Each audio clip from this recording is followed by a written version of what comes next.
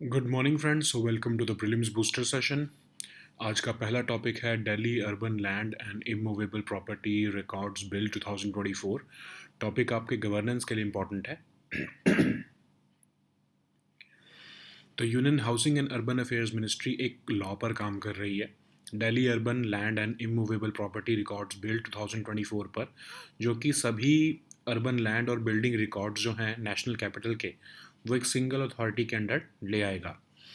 तो अब urban planning के जो है ये मेजर इम्पेडिमेंट्स हैं कि जितनी भी मेजर सिटीज़ हैं वहाँ पर एक्यूरेट और यूजेबल मैप्स एग्जिस्ट नहीं करते हैं। तो ये नीति आयोग की urban planning capacity in India report ने बताया है। तो उसमें कहा गया है कि जो रिकॉर्ड ऑफ राइट्स होते हैं कई स्टेट्स में, या तो वो एग्जिस्ट ही नहीं करते या वो अपडेट ही नहीं किए गए हैं जब से एरियाज़ अर्बनाइज होना डिक्लेयर हुए हैं। क्यों ऐसा हुआ है? क्योंकि रेवेन्यू डिपार्टमेंट जो है, जो कि मेंटेन करता है अर्बन रिकॉर्ड्स को, उनको ऐसा लगता है कि जो रिस्पॉन्सिबिलिटी है ये अर्बन रिकॉर्ड्स को मेंटेन करने की, ये म्यूनिसिपैलिटी या अर्बन डेवलपमेंट अथॉरिटी की होनी चाहिए। तो ये एक मेजर इम्पेडिमेंट है प्लानिंग प्रोसेस में, प्लानिंग कैपेसिटी में, क्योंकि डिटेल्ड और रोबस्ट लैंड रिकॉर्ड्स जो हैं वो एसेंशियल रहते हैं प्रॉपर अर्बन प्लानिंग करने के लिए। तो जितने भी स्पेशल प्लान्स हैं उनको अलाइन करना पड़ेगा लैंड रिकॉर्ड्स के साथ, तभी वो सक्सेसफुली एग्जीक्यूट हो सकेंगे, है ना। तो अब करंट सिचुएशन क्या है नेशनल कैपिटल की? तो इकोनॉमिक सर्वे ऑफ दिल्ली कह रहा है कि जो नेशनल कैपिटल टेरिटरी रीजन है वो 1483 स्क्वायर किलोमीटर का है, जिसमें से 1114 स्क्वायर किलोमीटर जो है वो अर्बन एरिया है। रूरल लैंड रिकॉर्ड जो है वो मेंटेन किए जाते हैं दिल्ली लैंड रिफॉर्म्स एक्ट और पंजाब लैंड रेवेन्यू एक्ट के अंदर, ठीक है, दिल्ली में। और करंटली कोई भी अर्बन लैंड या बिल्डिंग रिकॉर्ड्स लॉ रिकॉर्ड्स करने का कोई लॉ या सिस्टम दिल्ली में नहीं है। और मल्टीपल एजेंसीज जो हैं वो रिस्पॉन्सिबल हैं लैंड के लिए दिल्ली में, ठीक है। जैसे दिल्ली गवर्नमेंट का ही revenue department, NDMC, MCD, land and development office जो ministry of housing and urban affairs के अंडर आता है, फिर दिल्ली डेवलपमेंट अथॉरिटी भी है, ठीक है। तो प्रपोजल ये है कि एक Delhi urban land and immovable property records authority बना दी जाए, जो कि फ्रेम करे गाइडलाइंस, ताकि जो है अर्बन लैंड रिकॉर्ड्स को क्रिएट और मेंटेन करना इजी हो सके। इसको चेयर करेंगे दिल्ली के LG, और इसमें ऑफिशियल्स होंगे बहुत सारे, जैसे दिल्ली डेवलपमेंट अथॉरिटी के, MCD के, NDMC के, दिल्ली कैंटोनमेंट बोर्ड के और रेवेन्यू डिपार्टमेंट के, ठीक है। तो इस बिल के अंदर प्रोविजंस होंगे कि अर्बन रिकॉर्ड ऑफ राइट्स जो हैं उसको वो उसमें सभी नेम्स ऑफ ऑल होल्डर्स या ऑक्यूपेंट्स होने चाहिए। तो अभी जो है कोई सिंगल कस्टोडियन नहीं है NCT ऑफ दिल्ली का, तो इसलिए यूनिफॉर्म रिकॉर्ड्स नहीं बन पाते हैं across various governance and planning typologies. तो process of property title search जो है वो एक्सट्रीमली कम्बरसम हो जाता है। तो बिल इनैक्ट होने के बाद सभी नोटिफाइड अर्बन एरियाज़ जो with in geographical boundaries of NCT of Delhi हैं वो कवर कर लिए जाएंगे Delhi urban land and immovable property records authority द्वारा। क्योंकि लैंड जो है वो दिल्ली में एक सेंट्रल सब्जेक्ट है, तो आर्टिकल 239 ऑफ द कॉन्स्टिट्यूशन के अंदर, तो ये प्रपोज्ड लॉ जो है वो फंडामेंटली चेंज नहीं करेगा कि कौन कंट्रोल करता है लैंड पॉलिसी को कैपिटल में, ठीक है।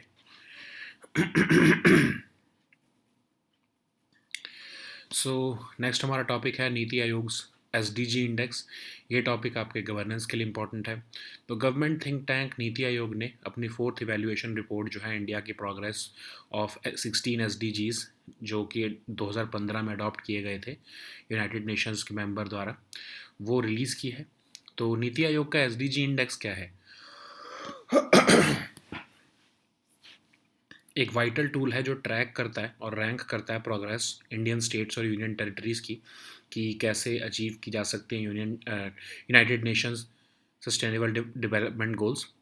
तो 2018 में इसको लॉन्च किया गया था और एक कॉम्प्रिहेंसिव ओवरव्यू देता है ये परफॉर्मेंस ऑफ स्टेट्स और यूटीज़ की ऑन वेरियस SDG इंडिकेटर्स, ठीक है।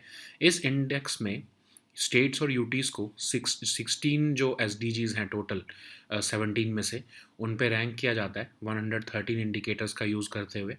तो इसमें स्टेट्स को क्लासीफाई किया जाता है achiever, front runner, performer, aspirant category में, बेसिकली कि उनका स्कोर कितना है। 100 स्कोर है अगर तो अचीवर हैं वो, फिर 65 से 99 के बीच में है तो वो फ्रंट रनर हैं, ठीक है। तो इंडेक्स जो है वो कई तरह के सोशल, इकोनॉमिक और इन्वायरमेंटल पैरामीटर्स को कवर करता है ताकि होलिस्टिक असेसमेंट हो सके डेवलपमेंट प्रोग्रेस की। और ये स्टेट्स और यूटीज़ को जब रैंकिंग दे रहे हैं तो हम बेसिकली हेल्थी कंपटीशन लेकर आ रहे हैं उनके बीच में। तो ये हमारे को डेटा ड्रिवन जो डिसीजन मेकिंग में भी हेल्प करता है ताकि हम टारगेटेड स्ट्रेटजीज जो हैं वो अचीव कर सकें एसडीजीज़ की बाय 2030। ओके, तो बेनिफिट्स क्या हैं एसडीजी इंडेक्स के? ये स्टेट्स और यूटीज़ को अकाउंटेबल बनाता है डेवलपमेंट इनिशिएटिव्स और आउटकम्स लेने के लिए, हेल्प करता है पिन पॉइंट करने के लिए एरियाज़ जहाँ पर इमीडिएट अटेंशन रिक्वायर्ड है। ये इंडेक्स अलाउ करता है continuous monitoring of progress also, और डेटा जो है पब्लिक बनाकर जो है हम अवेयरनेस भी जनरेट कर सकते हैं लोगों में कि क्या है एसडीजीज़ और स्टेट्स कैसे परफॉर्म कर रही हैं। ठीक है, एसडीजी इंडिया इंडेक्स 2023-24 में अगर हम देखें तो ये फोर्थ एडिशन था कंट्री का प्रिंसिपल जो एसडीजी इंडेक्स है उसका। मेजर और ट्रैक करता है नेशनल प्रोग्रेस ऑफ स्टेट्स और यूटीज़ ऑन 113 इंडिकेटर्स। और ऑफ कोर्स ये इसने कंपोजिट स्कोर जो इसमें इंडिया का बना है वो इम्प्रूव हुआ है 2018 के मुकाबले, 2020 और 21 के मुकाबले, और इस बार जो है वो सबसे हाईएस्ट स्कोर बना है। और जो गोल नंबर 1 है, 8 है और 13 है वहाँ पर सबसे ज़्यादा प्रोग्रेस देखने को मिली है। एक पॉजिटिव ट्रेंड देखने को मिला है परफॉर्मेंस ऑफ स्टेट्स और यूटीज़ का एसडीजी जर्नी में। ये रिप्रेजेंट करता है इम्प्रूवमेंट ओवर 2020-2021 स्कोर्स। उत्तराखंड और केरला जो है वो टॉप स्पॉट पर रहे हैं और बिहार जो है वो सबसे बिलो रैंक पर आया है। ठीक है,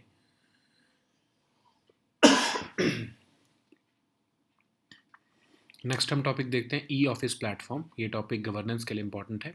तो गवर्नमेंट का 100 डे एजेंडा का जो प्रोग्राम के मुताबिक गवर्नमेंट ऑफ इंडिया ने एक यूनिक प्लान अनवेल किया है, e office platform across 133 attached subordinate offices and autonomous bodies.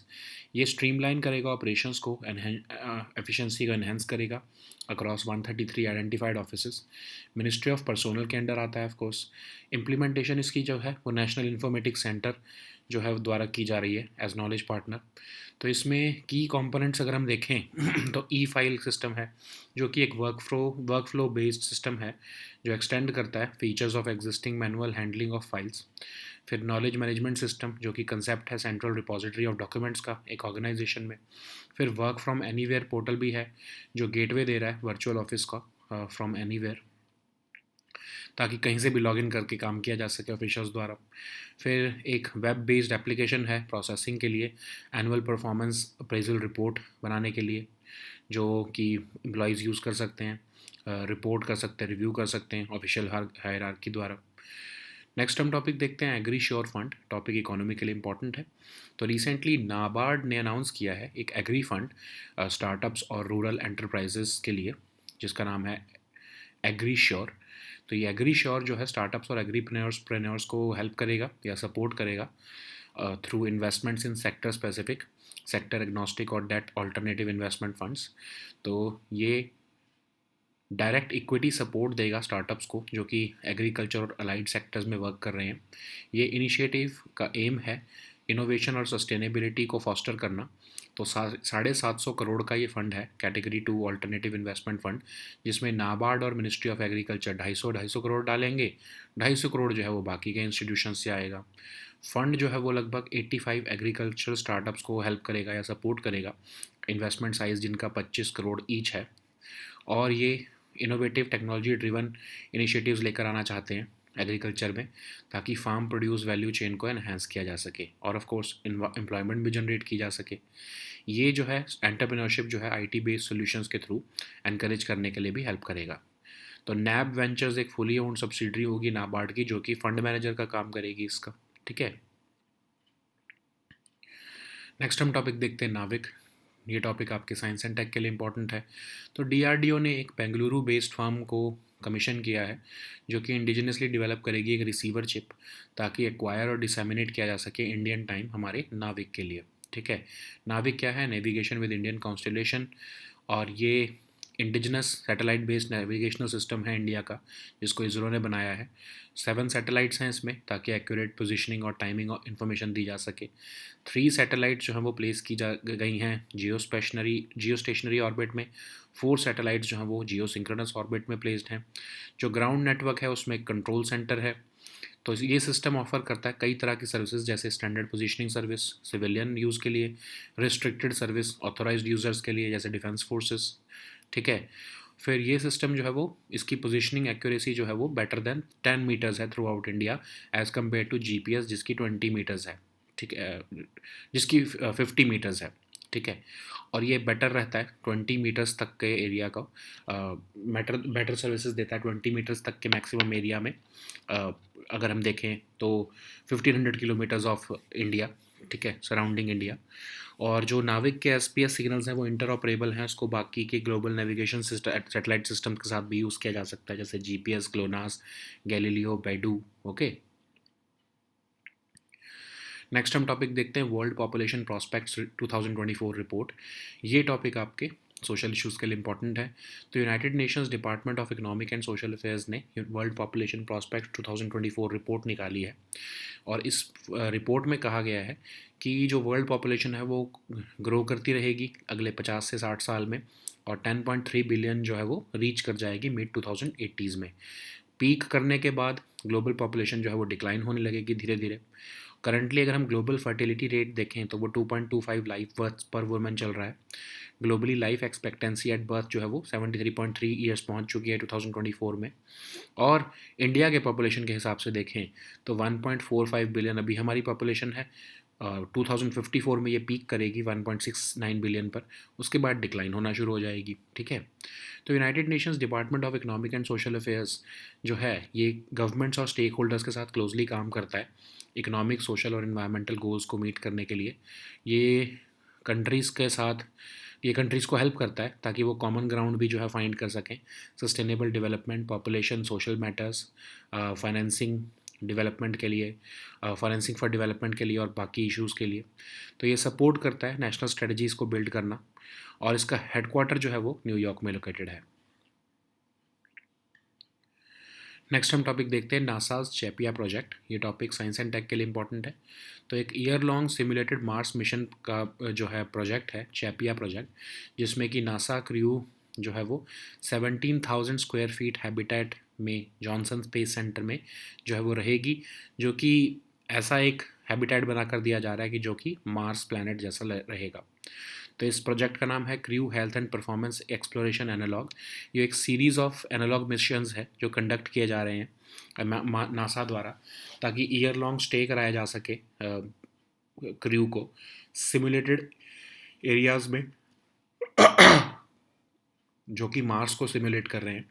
तो ये एम कर रहे हैं असेस और कलेक्ट करना डेटा को रिगार्डिंग नासा का फूड सिस्टम या फिर फिजिकल या behavioural health patterns in humans.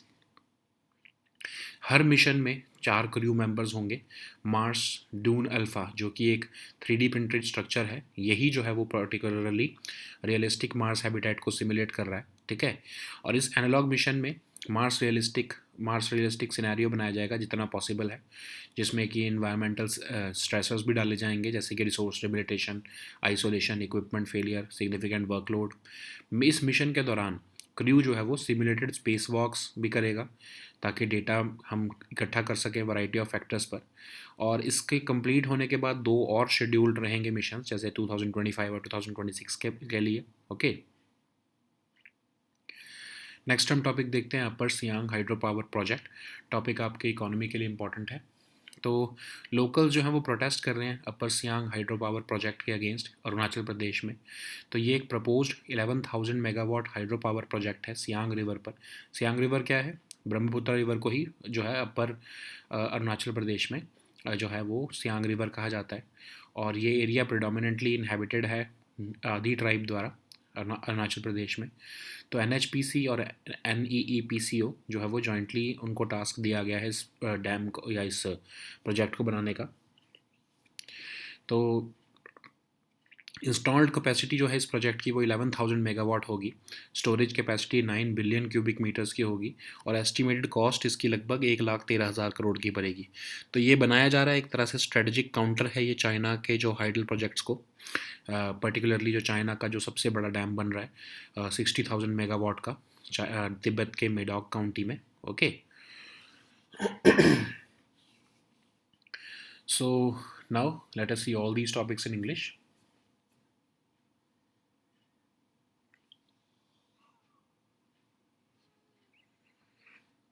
So the first topic is Delhi Urban Land and Immovable Property Records Bill 2024. This topic is important for your governance section.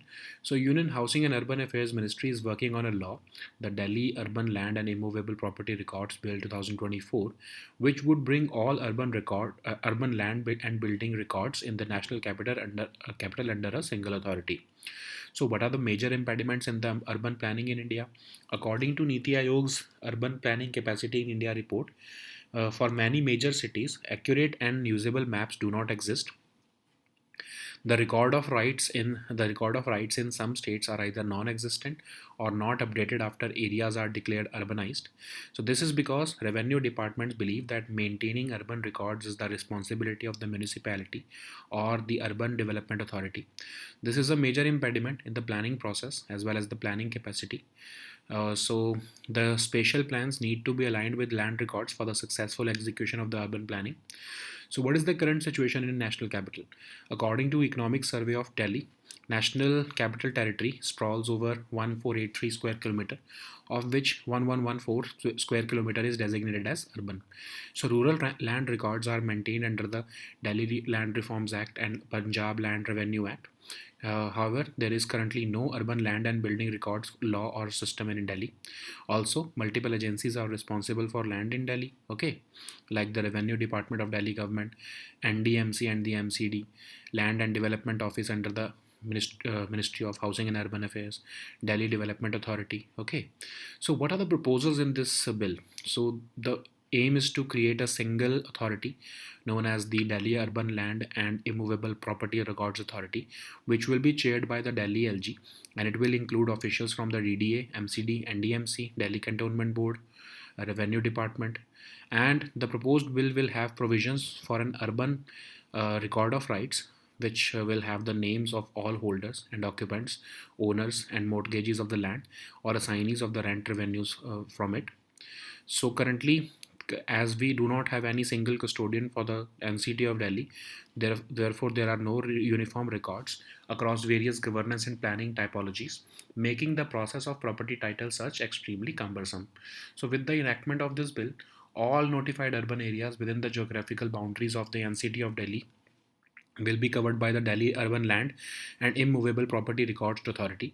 So, since land in Delhi is a central subject under Article 239 AA of the Constitution, so this law will not fundamentally change who will control the land policy in the capital. Okay. So the next topic is Niti Aayog's SDG index. This topic is important for your governance section. So government think tank Niti Aayog has released its fourth evaluation report of India's progress on the 16 Sustainable Development Goals adopted in 2015 by UN members. So Niti Aayog's SDG index is a vital tool which tracks and ranks the progress of Indian states and union territories towards achieving the SDGs. So this was launched in 2018 and it provides a comprehensive overview of the performance of states and UTs on various SDG indicators. This index evaluates states and UTs based on 16 out of 17 SDGs using the 113 indicators derived from official national data sources. So states and UTs are classified into four categories based on their scores. Like the achiever, they are categorized as achiever if they score 100, front runner if they score between 65 to 99, and so on. So this index covers a wide range of social, economic, and environmental parameters. By ranking states and UTs, this index will foster healthy competition and it will aid in the formulation of targeted strategies to achieve the SDGs by 2030. Okay, so what are the benefits of this index? So this index holds states and UTs accountable for the development initiatives and outcomes. It will also help in it also helps in pinpointing areas requiring immediate action or attention. This index also allows for continuous monitoring of progress of SDGs, and by making the progress data public, it also raises awareness among the citizens. So this year's index was the fourth edition of this tool, and the composite score for India has improved steadily since 2018, and noteworthy advancements have been observed in goal number 1, 8, and 13, which deals with uh, no poverty, decent work and economic growth, climate action. So a positive trend in the performance of states and UTs have been observed in this year, in this year's index, and Uttarakhand and Kerala have taken the top spot, while Bihar was ranked last with a score of 57. So the next topic is e-office platform. This topic is important for your governance section. So as part of the government's 100-day agenda, government has unveiled a plan to implement the e-office platform across 133 attached subordinate offices and autonomous bodies. So this will streamline operations and enhance efficiency across 133 identified offices. This initiative is spearheaded by the Ministry of Personnel, and it is being implemented by National Informatics Center, which will be the knowledge partner. So there will be the key components of e-office will be a file management system, which will be a workflow based system that extends the features of existing manual handling of files. Then there will be knowledge management system, which will bring the concept of a central repository of documents in an organization. Then there is work from anywhere portal, which will be a gateway for virtual office from anywhere, and it will be a one-stop portal for office functions, and it will connect the officials to securely access their office from anywhere. Then there is smart performance appraisal report recording online window, which will be a which is a web-based application for processing of annual performance appraisal reports. Okay. So the next topic is AgriSure Fund. This topic is important for your economy section. So recently NABARD has announced an Agri Fund for startups and rural enterprises. So that's why this fund is named as AgriSure. And this will support startups and agripreneurs.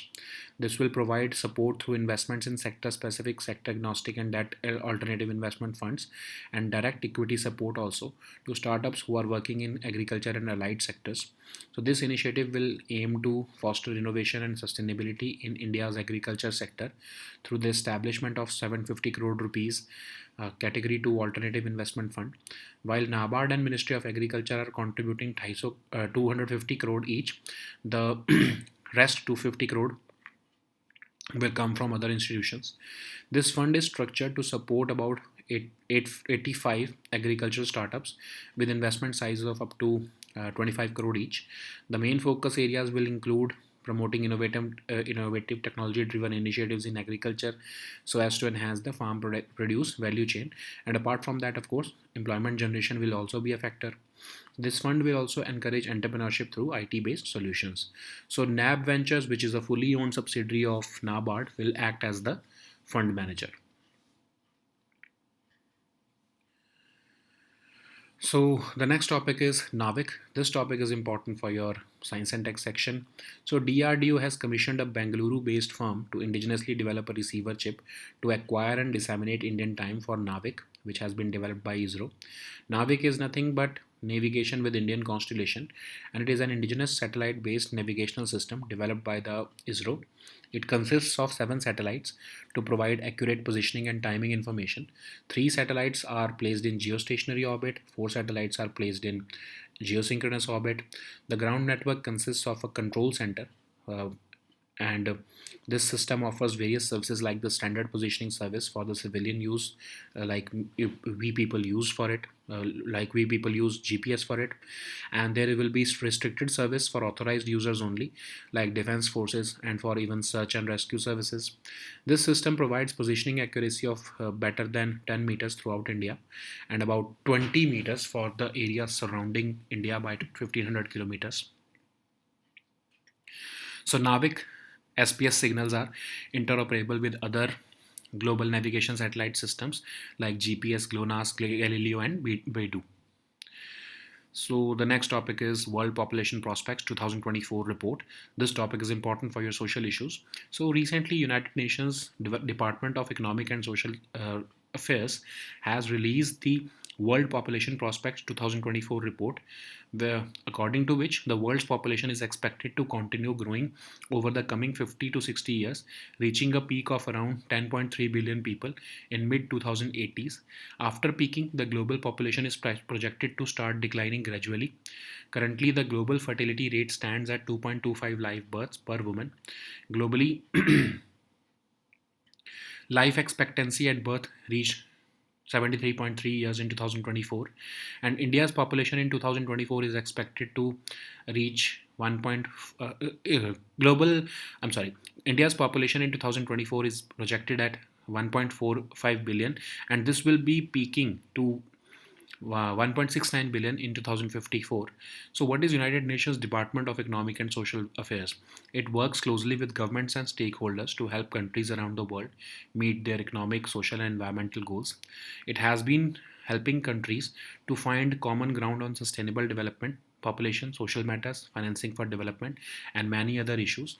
It also supports building national strategies and plans to achieve the SDGs, and its headquarters is located in New York. So the next topic is NASA's CHAPIA project. This topic is important for your science and tech section. So after a year-long simulated Mars mission as part of the CHAPIA project, a NASA crew emerged from their 17,000 square feet habitat at Johnson Space Center. So CHAPIA basically means Crew Health and Performance Exploration Analog, and it is a series of analog missions conducted by NASA which will simulate year long stays on the surface of Mars. It aims to assess and collect data regarding NASA's food system and physical and behavioral health patterns in humans. So each mission will consist of 4 crew members living in Mars Dune Alpha, which is an isolated 1700 square feet foot habitat. Mars Dune Alpha is a 3D printed structure located at Johnson Space Center in Houston, Texas. It simulates a realistic Mars habitat to support long duration exploration class space missions. The analog mission will be as Mars realistic as feasible, which may include environmental stressors such as resource limitations, isolation, equipment failure, and significant workloads. During the mission, the crew will be conducting simulated spacewalks and provide data on a variety of factors, which may include physical and behavioral health and performance. After the successful completion of this mission, two more are scheduled for 2025 and 2026. So the next topic is Upper Siang Hydropower Project. This topic is important for your uh, economy section. So locals are protesting against the Upper Siang hydropower project in Arunachal Pradesh, which is a proposed 11,000 megawatt hydropower project on the Siang River in Upper Siang district of Arunachal Pradesh. So Brahmaputra River, which is in Arunachal Pradesh, is known as the Siang River, and this area is predominantly inhabited by the Adi tribe of Arunachal Pradesh. The NHPC and the NEEPCO have jointly been assigned the task of construction of this project. So the installed capacity of the project would be 11,000 megawatt. The reservoir would have a storage capacity of 9 billion cubic meters, and the estimated cost of the project would be around 1 lakh 13,000 crore rupees. So this project is being seen as a strategic move to counter China's hydel projects on the Brahmaputra River, particularly the 60,000 megawatt super dam which is being constructed in Tibet's Madog County. Okay. So these were our topics for today. We'll meet next time with new topics. Until then, goodbye and take care.